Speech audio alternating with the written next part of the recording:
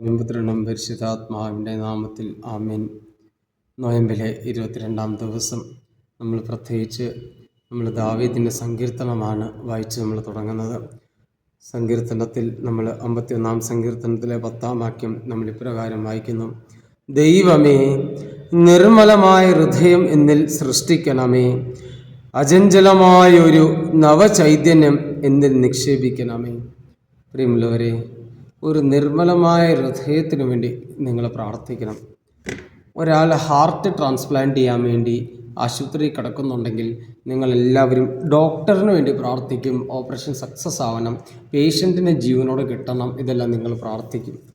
പക്ഷേ ഇന്ന് നമ്മളെല്ലാ വ്യക്തികളും ഹൃദയത്തിലെ രോഗികളാണ്. നമ്മുടെ ഹൃദയം നിർമ്മലമല്ല. നമ്മുടെ ഹൃദയത്തിൽ നിന്ന് വരുന്നതെല്ലാം അശുദ്ധി, ദേഷ്യം, പ്രതികാരം, മറ്റൊരു വ്യക്തിയെക്കുറിച്ച് അസൂയ, ഒരു വ്യക്തിയുടെ നന്മ കണ്ട് നമുക്ക് സന്തോഷമില്ല. ഇതെല്ലാം നമ്മുടെ ജീവിതത്തിൽ ഇന്ന് നമ്മൾ കണ്ടുവരുന്നത്. പക്ഷേ ഇവിടെ സങ്കീർത്തനത്തിൽ പുസ്തകത്തിൽ സങ്കീർത്തകൻ കർത്താവിനോട് പ്രാർത്ഥിക്കുന്ന ഒരു കാര്യമാണ്: ദൈവമേ, നിർമ്മലമായ ഒരു ഹൃദയം എനിക്ക് തരണമെന്നാണ്. നമ്മൾ മനസ്സിലാക്കണമേ, ഈ നിർമ്മലമായ ഹൃദയം എന്താണ് നമ്മൾ ആദ്യം മനസ്സിലാക്കുക. നമ്മൾ ഇംഗ്ലീഷിൽ പറഞ്ഞ ക്ലീൻ ഹാർട്ട് അല്ലെങ്കിൽ പ്യുവർ ഹാർട്ട് എന്നെല്ലാം നമ്മൾ പറയാമല്ലോ. പ്യുവർ ഹാർട്ട്, അതായത് ഒരു വെള്ള ഡ്രസ്സ് പോലെ, വെള്ള വസ്ത്രം പോലെ, ഒരു കരയുമില്ല, ഒരു അശുദ്ധിയിലെ ഒരു ലക്ഷണം അതിലില്ല, വിശുദ്ധി, നല്ലത് മാത്രം. അപ്പം നമ്മൾ ആദ്യം മനസ്സിലാക്കണം, ഈ ഹെബ്രായർ ഭാഷയിൽ താഹർ എന്നാണ് അതിനുവേണ്ടി പറയുന്നത്, താഹോർ. നമ്മൾ മനസ്സിലാക്കണം, ഇത് സൂചിപ്പിക്കുന്നത് നമ്മുടെ ഹൃദയം ശുദ്ധമാക്കാൻ വേണ്ടി. അതായത് നമ്മുടെ ഹൃദയം ശുദ്ധമാണെങ്കിൽ എന്ത് സംഭവിക്കും? അശുദ്ധി, അഹങ്കാരം, ദേഷ്യം, പ്രതികാരം, ഇതെല്ലാം നമ്മളിൽ നിന്ന് മാറി നിൽക്കും. നമ്മുടെ ഹൃദയത്തിനടുത്തേക്ക് അത് കടന്നു വരത്തില്ല. അതെന്നും നമ്മളുടെ ശരീരത്തിൽ നിന്നും മനസ്സിൽ നിന്നും ഹൃദയത്തിൽ നിന്ന് അകന്നിരിക്കും. രണ്ടാമത്തെ കാര്യം, യഥാർത്ഥ ആത്മാവിനെ നമ്മൾ നമ്മുടെ ഉള്ളിൽ സ്വീകരിക്കുക. അതെന്ന് പറഞ്ഞാൽ നമ്മൾ മനസ്സിലാക്കും, ഈ യഥാർത്ഥ ആത്മാവെന്ന് പറഞ്ഞാൽ നിരന്തരമായി ദൈവമായി സംസാരിക്കുന്ന ഒരു വ്യക്തിക്ക് മാത്രമേ യഥാർത്ഥ ആത്മാവ് ഉണ്ടാകത്തുള്ളൂ.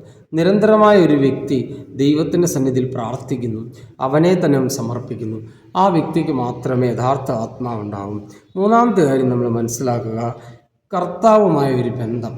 അതായത് നമ്മൾ കർത്താവായിട്ടൊരു ബന്ധമുണ്ടായാൽ നമുക്കറിയാം ദൈവമായ ഒരു സംസാരം ഉണ്ടാവണം. അത് നമുക്ക് ഹീബ്രു ഭാഷയിൽ ബോറ എന്ന് പറയും.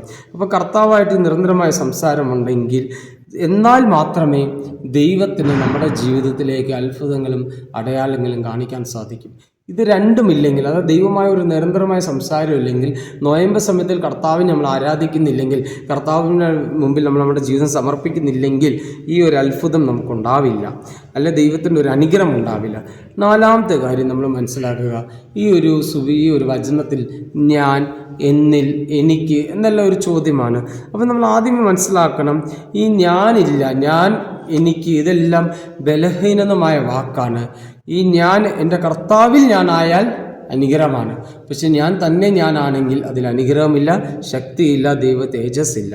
എന്നാൽ അതേ സമയത്ത് നമ്മൾ മനസ്സിലാക്കണം, പൂർണ്ണമായി കർത്താവിലേക്ക് ആശ്രയം സമർപ്പിക്കുക. ഹൃദയം ഇന്ന് അശുദ്ധമാണോ ആയിക്കോട്ടെ, ദൈവത്തിൽ ആശ്രയിച്ചോട് പ്രാർത്ഥിക്കുക. ദൈവം അത് വിന്മയുള്ള അനുഗ്രഹത്തിൻ്റെ ഹൃദയമാക്കി തരും. മറ്റൊരു കാര്യം നമ്മൾ മനസ്സിലാക്കുക, നമുക്കൊരു ഗോൾ ഉണ്ടാവണം, ഒരു ലക്ഷ്യമുണ്ടാവുന്ന ജീവിതത്തിൽ. അതെന്താണെന്ന് പറഞ്ഞാൽ നമ്മുടെ ഹൃദയത്തെ നവീകരിക്കുക, ഹൃദയത്തെ രക്ഷിക്കാൻ വേണ്ടി പ്രാർത്ഥിക്കുക.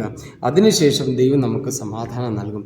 അപ്പോൾ ദൈവത്തിൻ്റെ സമാധാനമാണ് ഒരു മനുഷ്യൻ്റെ ജീവിതത്തിലെ ഏറ്റവും വലിയ അനുഗ്രഹം. ഈ നോയമ്പ് കാലത്ത് നമുക്ക് ദൈവത്തിൻ്റെ സമാധാനം സ്വീകരിക്കാൻ വേണ്ടി പ്രാർത്ഥിക്കാം. കർത്താവ് നമ്മളെ അനുഗ്രഹിക്കട്ടെ. നിത്യപിതാവിനും പുത്രനും പരിശുദ്ധാത്മാവിൻ്റെ നാമത്തിൽ